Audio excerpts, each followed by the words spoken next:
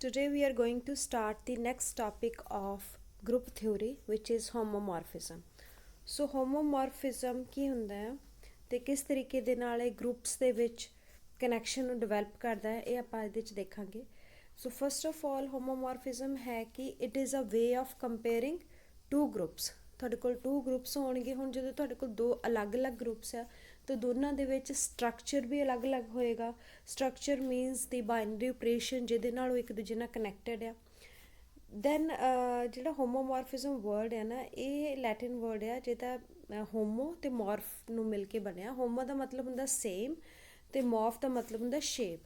ਜਿਹੜੀ ਹੋਮੋਮੋਰਫਿਜ਼ਮ ਇੱਕ ਇਸ ਤਰੀਕੇ ਦੀ ਟੈਕਨੀਕ ਹੈ ਜਿਹੜੀ ਸਾਨੂੰ ਦੋ ਗਰੁੱਪਸ ਦੀ ਸਿਮਿਲੈਰਿਟੀ ਨੂੰ ਦੱਸਦੀ ਆ.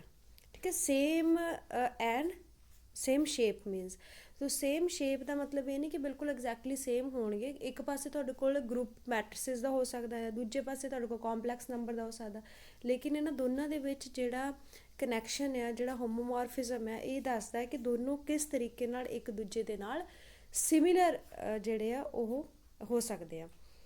ਨਾਓ ਇਹ ਹੈ ਕਿ ਇਹਦੀ ਡੈਫੀਨੇਸ਼ਨ ਕੀ ਹੈ. ਹੋਮੋਮੋਰਫਿਜ਼ਮ ਇੱਕ ਫੰਕਸ਼ਨ ਹੁੰਦਾ ਆ between two groups which preserve the structure in each group. Structure means ਜਿਹੜਾ ਬਾਈਨਰੀ ਆਪਰੇਸ਼ਨ ਹੈ ਜਿਹਦੇ ਨਾਲ ਜੁੜੇ ਹੋਏ ਆ, ਉਹ ਸਟਰਕਚਰ ਜਿਹੜਾ ਹੈ ਉਹ ਪ੍ਰੀਜ਼ਰਵ ਰਹਿੰਦਾ, ਉਹ ਸੇਮ ਰਹਿੰਦਾ ਆ. ਅਤੇ ਇਹ ਫੰਕਸ਼ਨ ਇਸ ਤਰੀਕੇ ਦਾ, ਜਿੱਦਾਂ ਹੁਣ ਆਪਣੇ ਕੋਲ ਦੋ ਗਰੁੱਪਸ ਲੈ ਲਿਆ ਆਪਾਂ. ਇੱਕ ਜੀ ਲੈ ਲਿਆ under the operation star and ਦੂਸਰਾ ਹੈ ਜੀ ਡੈਸ਼ ਅੰਡਰ ਦੀ ਆਪਰੇਸ਼ਨ ਨੋਟ. ਅਤੇ ਇਹ ਦੋ ਗਰੁੱਪਸ ਆ. ਹੁਣ ਇਹ ਜਿਹੜੀ ਇੱਕ ਮੈਪਿੰਗ ਹੋਏਗੀ, ਜਿਹੜਾ ਫੰਕਸ਼ਨ ਹੋਏਗਾ ਦੋਨਾਂ ਦੇ ਵਿੱਚ, ਆਪਾਂ ਡਿਫਾਈਨ ਕਰਦੇ ਹਾਂ F from G to G dash. ਇਹਨੂੰ ਹੋਮੋਮੋਰਫਿਜ਼ਮ ਤਾਂ ਕਹਿੰਦੇ ਆ ਅਗਰ ਆਹ ਚੀਜ਼ ਟਰੂ ਹੋਵੇ. This is very crucial step. So ਇਹ ਕੀ ਹੈ ਕਿ ਅਗਰ ਤੁਹਾਡੇ ਕੋਲ ਦੋ ਐਲੀਮੈਂਟ ਹੈ ਏ ਐਂਡ ਬੀ ਫਰੋਮ ਏ ਅਤੇ ਬੀ ਐਲੀਮੈਂਟ ਜੀ ਦੇ ਆ. ਸੋ these R the elements of ਜੀ. ਠੀਕ ਹੈ, ਇੱਧਰ ਜੀ ਗਰੁੱਪ ਹੈ ਅਤੇ ਇੱਧਰ ਜੀ ਡੈਸ਼ ਹੈ. ਸੋ ਹੁਣ ਇਹਦੇ ਵਿੱਚ ਏ ਅਤੇ ਬੀ ਦੋ ਐਲੀਮੈਂਟ ਹੈ ਅਤੇ ਦੋਨਾਂ ਨੂੰ ਜਦੋਂ ਆਪਾਂ ਆਪਰੇਟ ਕਰਾਂਗੇ ਸਟਾਰ, ਉਹਦੇ ਵਿੱਚ ਆਪਰੇਸ਼ਨ ਹੈ, ਤਾਂ ਜਿਹੜਾ ਏ ਸਟਾਰ ਬੀ ਆਏਗਾ ਉਹ ਐਲੀਮੈਂਟ ਬੀ ਜੀ ਦਾ ਹੀ ਹੋਏਗਾ. ਇਹ ਆਪਾਂ ਨੂੰ ਪਤਾ ਹੈ ਕਲੋਜ਼ਰ ਪ੍ਰੋਪਰਟੀ. ਹੁਣ ਜਿਹੜਾ ਫੰਕਸ਼ਨ ਹੈ ਉਹ ਤਾਂ ਜੀ ਦੇ ਐਲੀਮੈਂਟ ਨੂੰ ਜੀ ਡੈਸ਼ ਲੈ ਕੇ ਜਾ ਰਿਹਾ. ਆ ਐਫ ਜਿਹੜਾ ਕਨੈਕਸ਼ਨ ਆ ਉਹਦੇ ਨਾਲ ਕੀ ਹੈ ਕਿ ਏ ਐਲੀਮੈਂਟ ਜਿਹੜਾ ਉਹਦੀ ਇਮੇਜ ਹੈ F A, B the image ਹੈ ਐਫ ਬੀ. ਅਤੇ ਹੁਣ ਜਿਹੜੇ ਉਹਨਾਂ ਦੋਨਾਂ ਦਾ ਆਪਰੇਸ਼ਨ ਲਗਾ ਕੇ ਐਲੀਮੈਂਟ ਏ ਸਟਾਰ ਬੀ ਆਏਗਾ, ਮੰਨ ਲਓ ਸੀ ਹੈ ਉਹ, ਤਾਂ ਉਹਦੀ ਇਮੇਜ ਬੀ ਕੀ ਹੋਏਗੀ ਐਫ ਆਫ ਏ ਅਤੇ ਐਫ ਆਫ ਬੀ ਦੇ ਨਾਲ ਜਿਹੜਾ ਆਪਰੇਸ਼ਨ ਲੱਗੇਗਾ ਕਿਹੜਾ, ਜਿਹੜਾ ਇਸ ਸੈੱਟ ਦੇ ਲਈ ਆ. ਹੁਣ ਜਿਹੜਾ ਦੂਜੇ ਪਾਸੇ ਸੈੱਟ ਹੈ ਨਾ ਸਾਡੇ ਕੋਲ, ਇਹ ਜੀ ਡੈਸ਼ ਹੈ, ਇਹਦੇ ਲਈ ਆਪਰੇਸ਼ਨ ਹੈ note. So this is what the definition of homomorphism ਕਿ F A star B is equal to F A note F B. ਹੁਣ ਇੱਕ ਪਾਸੇ ਤੁਹਾਡੇ ਕੋਲ ਪਲੱਸ ਦਾ ਆਪਰੇਸ਼ਨ ਹੋ ਸਕਦਾ ਇੱਕ ਗਰੁੱਪ ਦੇ ਵਿੱਚ, ਦੂਜੇ ਗਰੁੱਪ ਦੇ ਵਿੱਚ ਸਾਡੇ ਕੋਲ ਆਪਰੇਸ਼ਨ ਜਿਹੜਾ ਆ ਉਹ ਮਲਟੀਪਲਾਈ ਦਾ ਹੋ ਸਕਦਾ ਹੈ. ਅਤੇ ਇਹ ਆਪਰੇਸ਼ਨ ਜਿਹੜਾ ਪ੍ਰੀਜ਼ਰਵ ਰਹਿੰਦਾ. ਦੇਖੋ ਇੱਧਰਲੇ ਐਲੀਮੈਂਟ ਜਿਹੜੇ ਏ ਬੀ ਆ ਉਹਨਾਂ ਦੇ ਵਿੱਚ ਸਟਾਰ ਹੀ ਆਪਰੇਸ਼ਨ ਲੱਗਾ ਹੋਇਆ, ਜਿਹੜੇ ਦੂਜੇ ਪਾਸੇ ਐਲੀਮੈਂਟ ਬਣ ਗਏ ਜੀ ਡੈਸ਼ 'ਤੇ ਉਹਨਾਂ ਵਿੱਚ ਆਪਰੇਸ਼ਨ ਉਸ ਸੈੱਟ ਦਾ ਹੋਏਗਾ. This is the homomorphism, right. ਹੁਣ ਆਪਾਂ ਇਹਦੇ 'ਤੇ ਜਿਹੜੀਆਂ ਅੱਗੇ ਇਹਦੇ ਨਾਲ ਰਿਲੇਟਡ ਡੈਫੀਨੇਸ਼ਨ ਹੈ, ਜਿੱਦਾਂ ਪਹਿਲੀ ਹੈ ਐਂਡੋਮੋਰਫਿਜ਼ਮ. ਐਂਡੋਮੋਰਫਿਜ਼ਮ ਕੀ ਹੁੰਦਾ ਕਿ ਜੇ ਹੋਮੋਮੋਰਫਿਜ਼ਮ ਤਾਂ ਹੈ ਦੋ ਗਰੁੱਪਸ ਦੇ ਵਿੱਚ, ਲੇਕਿਨ ਉਹ ਇੱਕ ਗਰੁੱਪ ਤੋਂ ਇਟ ਸੈਲਫ ਹੋਵੇ, ਮਤਲਬ ਜੀ ਟੂ ਜੀ ਹੋਵੇ. ਜੀ ਡੈਸ਼ ਜਿਹੜਾ ਜੀ ਦੇ ਬਰਾਬਰ ਹੀ ਅਗਰ ਆ ਜਾਵੇ, ਠੀਕ ਹੈ, ਦੋਨੋਂ ਪਾਸੇ ਗਰੁੱਪਸ ਸੇਮ ਹੋਣ, ਤਾਂ ਜਿਹੜਾ ਹੋਮੋਮੋਰਫਿਜ਼ਮ ਹੈ ਉਹਨੂੰ ਆਪਾਂ ਐਂਡੋਮੋਰਫਿਜ਼ਮ ਕਹਿੰਦੇ ਹਾਂ. ਉਸ ਤੋਂ ਬਾਅਦ ਹੈ ਐਪੀਮੋਰਫਿਜ਼ਮ. ਐਪੀਮੋਰਫਿਜ਼ਮ ਹੁੰਦਾ ਜਦੋਂ ਹੋਮੋਮੋਰਫਿਜ਼ਮ ਹੋਵੇ ਦੋ ਗਰੁੱਪਸ ਦੇ ਵਿੱਚ, ਠੀਕ ਹੈ, ਜੇ ਉਹ ਔਨ ਟੂ ਵੀ ਹੋਵੇ, ਦੈਨ ਇਟ ਇਜ਼ ਕਾਲਡ ਐਪੀਮੋਰਫਿਜ਼ਮ. ਇਹ ਟਰਮ ਤੁਸੀਂ ਯਾਦ ਰੱਖਣੀਆਂ ਆ ਕਿਉਂਕਿ ਕੁਐਸਚਨ ਦੇ ਵਿੱਚ ਇਸ ਤਰੀਕੇ ਨਾਲ ਲਿਖਿਆ ਹੋ ਸਕਦਾ ਕਿ ਇਹਨੂੰ ਐਪੀਮੋਰਫਿਜ਼ਮ ਪ੍ਰੂਵ ਕਰੋ, ਇਹਨੂੰ ਐਂਡੋਮੋਰਫਿਜ਼ਮ ਪ੍ਰੂਵ ਕਰੋ. ਇਸ ਤਰੀਕੇ ਨਾਲ ਤੁਹਾਨੂੰ ਪਤਾ ਹੋਣਾ ਚਾਹੀਦਾ ਕਿ ਇਹਦਾ ਮੀਨਿੰਗ ਕੀ ਹੈ. ਹੁਣ ਮੋਨੋਮੋਰਫਿਜ਼ਮ ਕੀ ਹੁੰਦਾ, ਹੋਮੋਮੋਰਫਿਜ਼ਮ ਹੋਵੇ ਪਲੱਸ 1 ਵੀ ਹੋਵੇ. ਆਈਸੋਮੋਰਫਿਜ਼ਮ ਹੁੰਦਾ ਜਦੋਂ 1 ਵੀ ਹੋਵੇ, ਔਨ ਟੂ ਵੀ ਹੋਵੇ, ਅਤੇ ਹੋਮੋਮੋਰਫਿਜ਼ਮ ਤਾਂ ਚਾਹੀਦਾ ਹੈ ਕਿਉਂਕਿ ਇਹ ਜਿਹੜੀਆਂ ਸਾਰੀਆਂ ਡੈਫੀਨੇਸ਼ਨ ਹੈ ਇਹਦੇ ਵਿੱਚ ਮੋਰਫਿਜ਼ਮ ਲਿਖਿਆ ਹੋਇਆ ਨਾ, ਤਾਂ ਹੋਮੋਮੋਰਫਿਜ਼ਮ ਤਾਂ ਹੋਏਗਾ ਹੀ, ਉਹਦੇ ਨਾਲ ਹੋਰ ਕਿਹੜੀ ਐਕਸਟਰਾ ਪ੍ਰੋਪਰਟੀ ਉਹਦੇ ਵਿੱਚ ਹੈ, ਉਹਦੇ ਕਰਕੇ ਉਹ ਅਲੱਗ-ਅਲੱਗ ਐਪੀਮੋਰਫਿਜ਼ਮ ਹੈ ਅਗਰ ਔਨ ਟੂ ਹੈ, ਠੀਕ ਹੈ. ਮੋਨੋਮੋਰਫਿਜ਼ਮ ਹੈ ਅਗਰ 1 ਹੈ. ਆਈਸੋਮੋਰਫਿਜ਼ਮ ਹੈ ਅਗਰ 1 ਅਤੇ ਔਨ ਟੂ ਦੋਨਾਂ ਹੀ ਆ. ਆਟੋਮੋਰਫਿਜ਼ਮ ਹੈ ਜੇ 1 ਔਨ ਟੂ ਹੈ. ਹੋਮੋਮੋਰਫਿਜ਼ਮ ਜਿਹੜਾ ਉਹ ਇੱਕ ਸੈੱਟ ਤੋਂ ਇਟ ਸੈਲਫ ਹੋਵੇ, ਮਤਲਬ ਜੀ ਡੈਸ਼ ਜਿਹੜਾ ਅਲੱਗ ਨਾ ਹੋਵੇ, ਜੀ ਡੈਸ਼ ਜੀ ਦੇ ਬਰਾਬਰ ਹੀ ਅਗਰ, ਤਾਂ ਉਹਨੂੰ automorphism, auto means itself, ठीक है। ਤੇ ਆਹ very important definition homomorphic image. Homomorphic image ਕੀ ਹੁੰਦੀ ਹੈ ਕਿ ਜਦੋਂ ਸਾਡੇ ਕੋਲ ਇੱਕ ਫੰਕਸ਼ਨ ਹੈ F from G to G dash, ਜਿਹੜਾ ਕਿ ਹੋਮੋਮੋਰਫਿਜ਼ਮ ਹੈ ਪਲੱਸ ਔਨ ਟੂ, ਠੀਕ ਹੈ। ਤਾਂ ਜਿਹੜਾ ਹੁਣ ਜਦੋਂ ਔਨ ਟੂ ਤੇ ਹੋਮੋਮੋਰਫਿਜ਼ਮ ਹੋਵੇ ਤਾਂ ਸਾਨੂੰ ਪਤਾ ਉਹ ਐਪੀਮੋਰਫਿਜ਼ਮ ਹੁੰਦਾ, ਉਹ ਫੰਕਸ਼ਨ ਨੂੰ ਕਹਿੰਦੇ ਆ। ਐਫ ਜਿਹੜਾ ਉਹ ਐਪੀਮੋਰਫਿਜ਼ਮ ਹੋਏਗਾ, ਲੇਕਿਨ ਜਿਹੜਾ ਜੀ ਹੈ, ਠੀਕ ਹੈ, ਇਹਨੂੰ ਆਪਾਂ ਕਹਾਂਗੇ ਕਿ ਇਹ ਜੀ ਡੈਸ਼ ਜਿਹੜਾ ਹੈ ਉਹ ਜੀ ਦੀ ਹੋਮੋਮੋਰਫਿਕ ਇਮੇਜ ਹੈ, ਠੀਕ ਹੈ। ਤਾਂ ਹੋਮੋਮੋਰਫਿਕ ਇਮੇਜ ਕਦੋਂ ਬਣਦੀ ਹੈ? ਜਦੋਂ ਹੋਮੋਮੋਰਫਿਜ਼ਮ ਤੇ ਔਨ ਟੂ ਹੋਵੇ ਤਾਂ ਜੀ ਡੈਸ਼ ਨੂੰ ਹੋਮੋਮੋਰਫਿਕ ਇਮੇਜ ਆਫ ਜੀ ਕਹਿੰਦੇ ਆ, ਤੇ ਜਿਹੜਾ ਫੰਕਸ਼ਨ ਇੱਦਾਂ ਦਾ ਹੋਵੇ ਉਹਨੂੰ ਆਪਾਂ ਐਪੀਮੋਰਫਿਜ਼ਮ ਕਹਿੰਦੇ ਆ। ਨਾ ਉਸ ਤੋਂ ਬਾਅਦ ਹੈ ਕਰਨਲ ਆਫ ਹੋਮੋਮੋਰਫਿਜ਼ਮ। ਕਰਨਲ ਕੀ ਹੁੰਦਾ ਹੈ? ਕਰਨਲ ਇੱਕ ਸੈੱਟ ਹੁੰਦਾ ਆ ਉਹ ਐਲੀਮੈਂਟ ਦਾ ਜਿਨ੍ਹਾਂ ਦੀ ਇਮੇਜ ਆਇਡੈਂਟੀਟੀ ਐਲੀਮੈਂਟ ਹੋਵੇ, ਠੀਕ ਹੈ। ਜੇ ਸਾਡੇ ਕੋਲ ਦੋ ਗਰੁੱਪਸ ਹੈ, ਜਿੱਦਾਂ ਇੱਕ ਜੀ ਹੈ ਇੱਕ ਜੀ ਡੈਸ਼ ਹੈ, ਦੋ ਗਰੁੱਪਸ ਹੋ ਗਏ।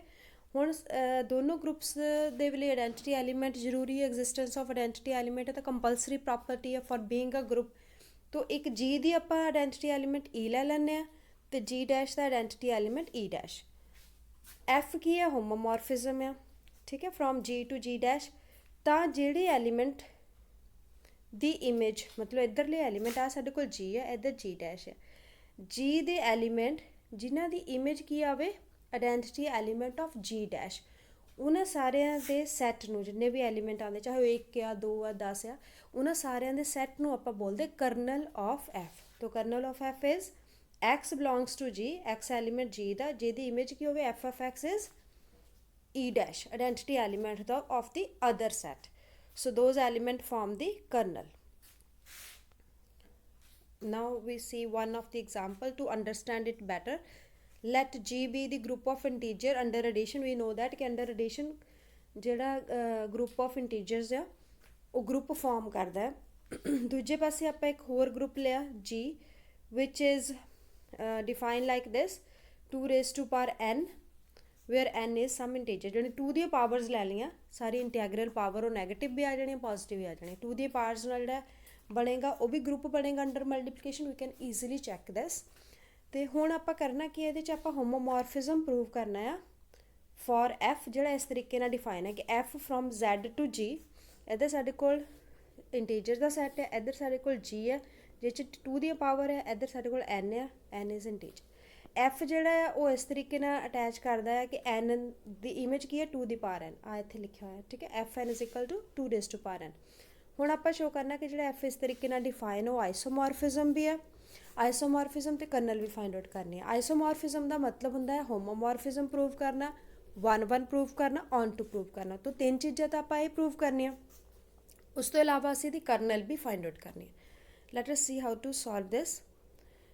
ਸੋ ਪਹਿਲਾਂ ਤਾਂ ਆਪਾਂ ਨੂੰ ਹੋਮੋਮੋਰਫਿਜ਼ਮ ਪ੍ਰੂਵ ਕਰਨਾ। ਹੋਮੋਮੋਰਫਿਜ਼ਮ ਕੀ ਹੁੰਦਾ ਕਿ ਇੱਕ ਫੰਕਸ਼ਨ ਜਿਹੜਾ ਡਿਫਾਈਨ ਹੈ ਨਾ, ਆ ਦਿੱਤਾ ਹੋਇਆ, ਇਹਨੂੰ ਆਪਾਂ 2 ਐਲੀਮੈਂਟਸ ਦੇ ਉੱਤੇ ਆਪਰੇਟ ਕਰਕੇ ਅਪਲਾਈ ਕਰਨਾ ਹੈ। ਤਾਂ ਆਪਾਂ 2 ਐਲੀਮੈਂਟ ਅਗਰ A ਤੇ B ਲੈ ਲੈਂਦੇ ਆ, ਉਹਨਾਂ ਵਿੱਚ ਆਪਰੇਸ਼ਨ ਕੀ ਲੱਗਣਾ? ਕਿਉਂਕਿ A ਤੇ B ਐਲੀਮੈਂਟ ਹੋਣੇ Z ਦੇ, ਤਾਂ Z ਦੇ ਵਿੱਚ ਆਪਰੇਸ਼ਨ ਹੈ ਐਡੀਸ਼ਨ ਦਾ, ਤਾਂ ਇਹਨਾਂ ਨੂੰ ਆਪਾਂ ਪਲੱਸ ਕਰਨਾ। ਤਾਂ ਐਫ A ਪਲੱਸ B ਆਪਾਂ ਪ੍ਰੂਵ ਕੀ ਕਰਨਾ ਕਿ ਐਫ ਜਿਹੜਾ ਉਹ ਸੈਪਰੇਟ ਹੋ ਜਾਏਗਾ A ਦੇ ਉੱਤੇ ਵੀ ਤੇ B ਦੇ ਉੱਤੇ ਵੀ, ਤੇ ਵਿੱਚ ਆਪਰੇਸ਼ਨ ਉਹਦਾ ਰਹਿਣਾ ਕਿਹੜਾ? ਜਿਹੜਾ G ਦੇ ਵਿੱਚ ਆਪਰੇਸ਼ਨ ਹੋਵੇ, ਤੇ G ਦੇ ਵਿੱਚ ਮਲਟੀਪਲੀਕੇਸ਼ਨ ਹੈ, ਤੇ ਮਲਟੀਪਲਾਈ ਆ ਜਾਣਾ।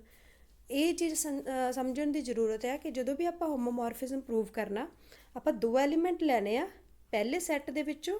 ਜਿੱਦਾਂ ਇੱਧਰ ਪਹਿਲਾ ਸੈੱਟ ਮਤਲਬ ਜਦੋਂ ਐਫ ਡਿਫਾਈਨ ਕਰਦੇ ਹਾਂ ਤਾਂ ਪਹਿਲਾਂ ਕੀ ਲਿਖਿਆ ਹੋਇਆ, ਤਾਂ Z ਟੂ G ਜਾਂਦੇ ਨਾ ਐਲੀਮੈਂਟ, ਤਾਂ Z ਦੇ ਇੱਧਰ Z ਹੈ ਤਾਂ Z ਦੇ 2 ਐਲੀਮੈਂਟ ਲੈ ਲਏ, ਉਹਨਾਂ ਉੱਤੇ ਜਿਹੜਾ ਆਪਰੇਸ਼ਨ ਹੈ ਇੱਥੇ ਪਲੱਸ ਆ ਪਲੱਸ ਲਗਾਤਾ, ਤੇ ਉਹਨਾਂ ਦੀ ਜਿਹੜੀ ਇਮੇਜ ਆ ਉਹ ਸਾਡੇ ਕੋਲ G 'ਚ ਆਏਗੀ, ਤੇ ਉਹਦੇ ਵਿੱਚ ਜਿਹੜਾ ਆਪਰੇਸ਼ਨ ਹੋਏਗਾ ਉੱਧਰ ਉਹ ਆਪਰੇਸ਼ਨ ਆਉਣਾ ਚਾਹੀਦਾ। ਤਾਂ ਆਹ ਚੀਜ਼ ਆਪਾਂ ਪ੍ਰੂਵ ਕਰਨੀ ਹੈ। ਇਹਨੂੰ ਪ੍ਰੂਵ ਕਰਨ ਦੇ ਲਈ 2 ਐਲੀਮੈਂਟ ਲੈ ਲੈ ਐਫ A ਪਲੱਸ B। ਹੁਣ A plus B the image ਕੀ ਹੈ ਉਹ ਆਪਾਂ ਨੂੰ ਡੈਫੀਨੇਸ਼ਨ ਤੋਂ ਪਤਾ ਚੱਲ ਜਾਣੀ। ਐਫ ਐਨ ਕੀ ਹੈ? 2 ਰੇਜ਼ ਟੂ ਪਾਵਰ n। ਤਾਂ ਐਫ A ਪਲੱਸ B ਕੀ ਹੋਏਗਾ?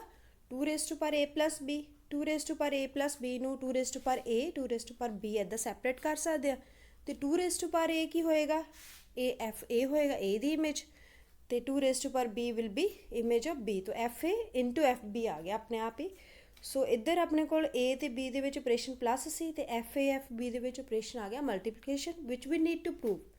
ਤਾਂ ਇਹ ਹੋ ਗਿਆ homomorphism. So this proves the first part. Secondly ਆਪਾਂ ਇਹਨੂੰ ਆਈਸੋਮੋਰਫਿਜ਼ਮ ਦੇ ਲਈ 1-1 ਤੇ ਔਨ ਟੂ ਪ੍ਰੂਵ ਕਰਨਾ ਹੈ।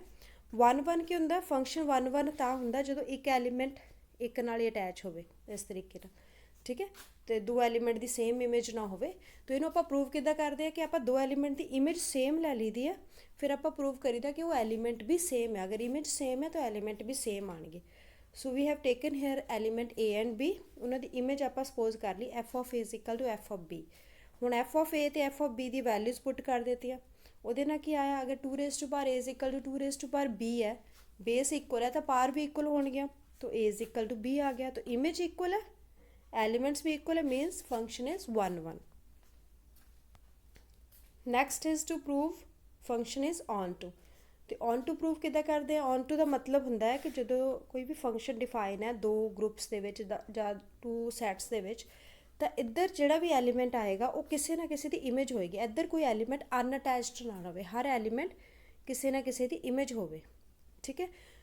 ਸੋ ਉਹਨੂੰ ਪ੍ਰੂਵ ਕਰਨ ਲਈ ਕੀ ਕਰੀਦਾ ਹੁੰਦਾ, ਔਨ ਟੂ ਪ੍ਰੂਵ ਕਰਨ ਦਾ ਮੈਥਡ ਹੁੰਦਾ ਕਿ ਇੱਧਰੋਂ ਕੋਈ ਐਲੀਮੈਂਟ ਲੈ ਲਓ y, ਔਰ ਦੇਖੋ ਕਿ ਉਹ ਕਿਹਦੀ ਇਮੇਜ ਹੈ, ਇੱਧਰਲਾ ਐਲੀਮੈਂਟ ਜਿਹੜਾ ਉਹ ਫਾਈਂਡ ਆਊਟ ਕਰ ਲੈਣਾ।